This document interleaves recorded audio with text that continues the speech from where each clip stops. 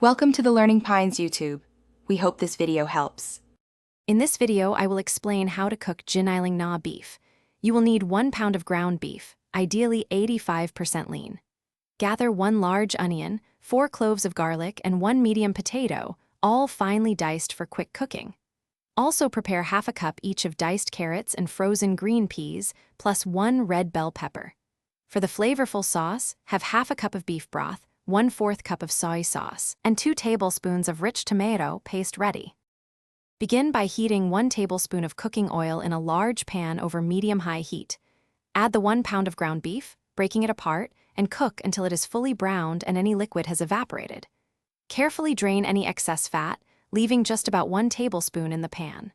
Then, add the minced onion and garlic, stirring for approximately 2 to 3 minutes until they become wonderfully fragrant. This step builds the dish's fundamental flavor. Stir in the diced potatoes and carrots with the beef and aromatics, cooking for 5 minutes to soften.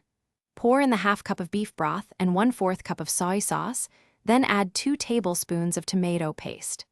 Stir everything thoroughly to ensure the tomato paste dissolves evenly and all ingredients are well combined. Bring the mixture to a gentle simmer, allowing these wonderful flavors to begin melding together perfectly. Cover your pan and let the giniling simmer over low heat for 15 to 20 minutes. Stir occasionally, ensuring the potatoes and carrots become perfectly tender when pierced with a fork. During the last 5 minutes of cooking, stir in your diced red bell pepper and green peas.